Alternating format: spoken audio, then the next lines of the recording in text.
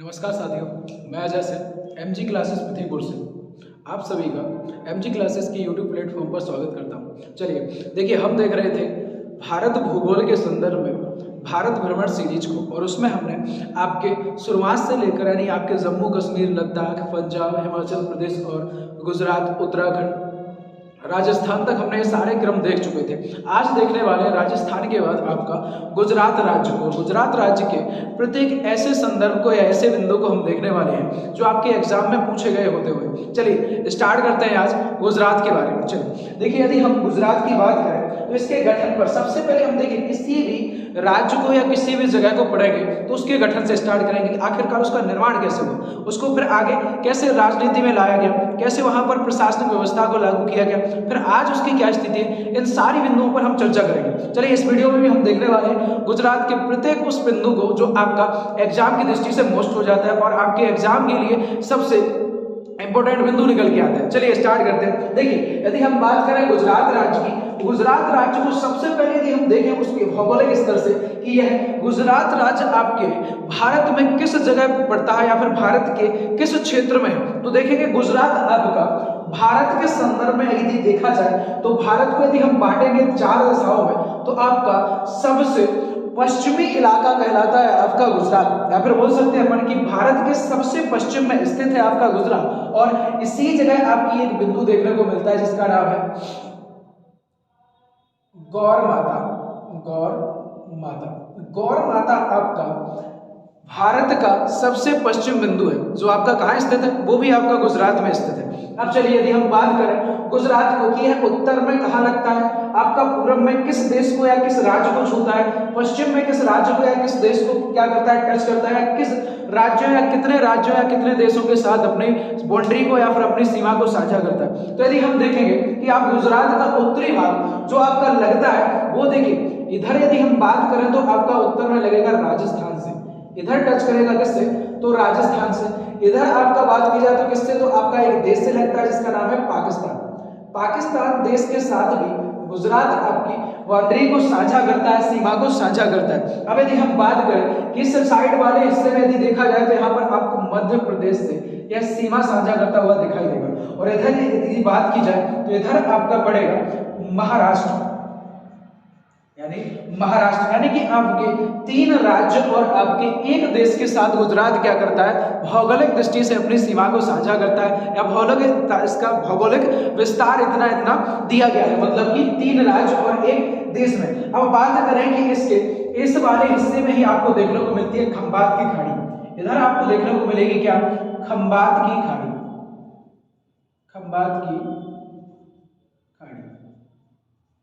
Question बनता है कि बताइए खंबात की खाड़ी किस राज्य से लगी हुई है, या खंबात की खाड़ी किस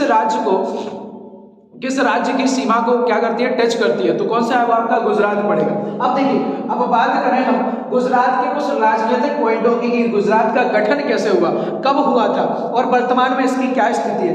यदि हम देखेंगे गुजरात के गठन की बात, तो गठन पर जब हम आते हैं तो यानी कि इसका जब निर्माण हुआ, स्थापना जब हुई तो वो टाइम था आपका 1 मई 1960, यानी कि 1 मई 1960 को गुजरात एक पृथक राज्य के रूप में क्या हो जाता है, बन के तैयार हो जाता है। गुजरात पृथक रूप में क्या होता है, निकल के आता है। चलिए अब बात करते हैं इसकी राजधानी की। देखिए गठन हो गया, बन गया, निर्माण हो गया, उसके बाद इसकी राजधानी कैसे बनाया गया, तो राजधानी में जब बात आती है तो इसे गांधीनगर को इसकी राजधानी बनाया गया।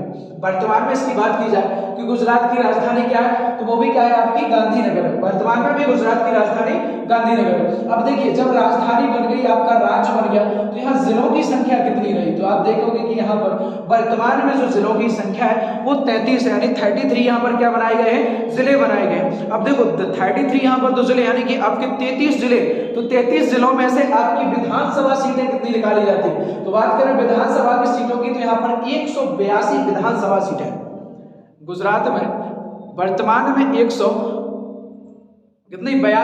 विधानसभा सीटें यहाँ पर बनाई गई। अब विधानसभा सीटों में से भी यदि हम बात कर दी जाए कि बताइए यहाँ पर राज्यसभा के लिए कितनी सीटें हैं और लोकसभा के लिए कितनी सीटें। राज्यसभा की सीटों की जब बात आती है तो यहाँ पर कितनी 11 सीटें राज्यसभा के लिए और 26 सीटें यहाँ पर लोकसभा के लिए। मतलब कि आपकी टोटल 182 विधानसभा सीटों में से जो राज्यसभा के लिए सीटें निकाली जाती हैं वो निकाली जाती हैं 11, और यदि लोकसभा की बात की जाए तो लोकसभा के लिए जो सीटें निकाली जाती हैं वो कितनी निकाली जाती है, वो निकाली जाती है आपकी 26 निकाली जाती है। चलिए अब बात करते हैं यहाँ के जन घनत्व की। यहाँ पर रहने वाले प्रति व्यक्ति या यहाँ पर रहने वाले व्यक्ति कितने एरिया में निवास करते हैं, तो हम देखेंगे गुजरात में आपके 900 यहाँ पर 308 व्यक्ति प्रति वर्ग किलोमीटर, मतलब ये है कि आपके 1 किलोमीटर के दायरे में 1 किलोमीटर नहीं 1 वर्ग किलोमीटर के दायरे में आपके लगभग 308 व्यक्ति क्या करते हैं, निवास करते हैं। चलिए अब बात करते हैं यहाँ के लिंगानुपात की। देखिए हमने जन घनत्व देख लिया, तो यहाँ का देखिए कि सेक्स रेशियो यानी लिंगानुपात की भी बात कर लेते हैं। लिंगानुपात में यदि हम बात करें कि गुजरात का वर्तमान में लिंगानुपात या सेक्स रेशियो कितना है, तो यहाँ पर 918 कितना 918 फीमेल्स पर आपके 1000 मेल्स है, यानी कि आपकी 918 महिलाओं पर 1000 पुरुष है। आपके सेक्स रेशियो ठीक ठाक है यहाँ का। चलिए अब बात करते हैं यहाँ की साक्षरता की। लिंगानुपात के बाद हम आएंगे साक्षरता पर कि गुजरात में कितने लोग हैं जो पढ़े लिखे हैं, तो यहाँ पर हम देखेंगे टोटल आपके 100 में से आपके 79 लोग जो है वो क्या है आपके पढ़े लिखे मिल जाएंगे आपको, यानी कि आपका 79% यहाँ का से क्या है साक्षरता दर दी गई है। अब बात करें यहाँ का सबसे बड़े जिले की। देखो हमने 33 जिले देखे गुजरात के, लेकिन 33 जिलों में जो सबसे बड़ा जिला है वो कौन सा है, कच्छ। कच्छ गुजरात का सबसे बड़ा जिला है। देखो कच्छ का बड़ा होना एक और कारण है, क्योंकि यहाँ पर क्या है आपका पूरा का पूरा मरुस्थल है, कच्छ की रण जिसे कहा जाता है, तो उसमें आपका रहवास कम होता है लेकिन एरिया बहुत ज्यादा है। इस कारण बस क्या है कच्छ यहाँ का सबसे बड़ा जिला है। अब बात करें कि गुजरात का सबसे बड़ा शहर कौन सा है, तो शहर में बात की जाए तो अहमदाबाद। देखिए यहाँ पर ध्यान देने वाली एक बात है, क्या है यदि हम बात करें किस चीज में, जिले के बारे में, कि जिला गुजरात का सबसे बड़ा कौन सा है, तो गुजरात में यदि जिले की बात होती है तो कौन सा आता है, गुजरात में आ जाता है, कौन सा आता है आपका कच्छ आ जाता है। लेकिन यदि हम बात करें कि गुजरात का सबसे बड़ा शहर कौन सा है, तो शहर में कौन सा आता है आपका अहमदाबाद आता है। कौन सा आता है, अहमदाबाद। अहमदाबाद आपका यहाँ का क्या है सबसे बड़ा शहर होता है। चलिए अब बात करते हैं हम यहाँ की, देखिए वर्तमान प्रशासन व्यवस्था के बारे में कि यहाँ की प्रशासन व्यवस्था कौन चलाता है। तो यदि हम यहाँ की बात करें मुख्यमंत्री की कि भाई वर्तमान में गुजरात में कौन से मुख्यमंत्री हैं या किसको मुख्यमंत्री पद पर नामित किया गया था, तो उनका नाम था भूपेंद्र पटेल। भूपेंद्र पटेल को गुजरात का वर्तमान क्या मुख्यमंत्री नियुक्त किया गया है। यहाँ के वर्तमान मुख्यमंत्री भूपेंद्र पटेल जी। अब बात करते हैं यहाँ के राज्यपाल के बारे में कि वर्तमान राज्यपाल कौन है। हमने मुख्यमंत्री तो देख लिया, अब राज्यपाल की बात आती है तो कौन है आपके आचार्य देवव्रत। आचार्य देवव्रत यहाँ के क्या है वर्तमान राज्यपाल के रूप में नामित किए गए या नियुक्त किए गए। देखो हम मुख्यमंत्री देखा तो कौन आते हैं आपके भूपेंद्र पटेल आते हैं, और यदि राज्यपाल की बात आती है तो कौन आते हैं, वो आते हैं आपके आचार्य देवव्रत, यहाँ के वर्तमान राज्यपाल है। अब देखिए यह तो हमने देख लिया प्रशासन दृष्टि से। अब कुछ यहाँ के प्रतीक चिन्हों की या राजकीय प्रतीक चिन्हों के बारे में भी चर्चा करते हैं। अब जब हम राजकीय प्रतीक चिन्हों में आते हैं तो सबसे पहले हम देखेंगे यहाँ के पशु के बारे में कि भाई गुजरात का वर्तमान राजकीय पशु किसे बनाया गया था। तो देखिए वर्तमान राजकीय पशु या फिर आपके गुजरात का राजकीय पशु आपके एशियाई शेर को कहा जाता है या एशियाई शेर को बनाया गया है। इसे क्या बोला जाता है, बब्बर शेर के नाम से भी इसे जाना जाता है, बब्बर शेर। देखिए एशियाई शेर को बब्बर शेर के नाम से भी जाना जाता है। अब यदि हम बात करें यहाँ के पक्षी की, राजकीय पक्षी क्या है, तो ग्रेटर फ्लेमिंगो है। ग्रेटर फ्लेमिंगो आपका एक जलीय पक्षी है, लेकिन ये वास्तव में क्या है आपका, देखिए जल में पाए जाने वाले कीड़े मकोड़ों को खाने वाला पक्षी है, लेकिन गुजरात का क्या है आपका राजकीय पक्षी नियुक्त किया गया है। अब देखिए यदि हम बात करें यहाँ के पुष्प के बारे में कि गुजरात का वर्तमान राजकीय पुष्प या फूल किसे नामित किया गया, बनाया गया है, वो है आपका गेंदा का फूल। गेंदा के फूल को क्या है यहाँ का वर्तमान राजकीय पुष्प बनाया गया है। अब बात करें हम यहाँ के राजकीय वृक्ष के बारे में कि भाई गुजरात का राजकीय वृक्ष किसे नामित किया गया, बनाया गया है, तो वो है आपका आम का पेड़।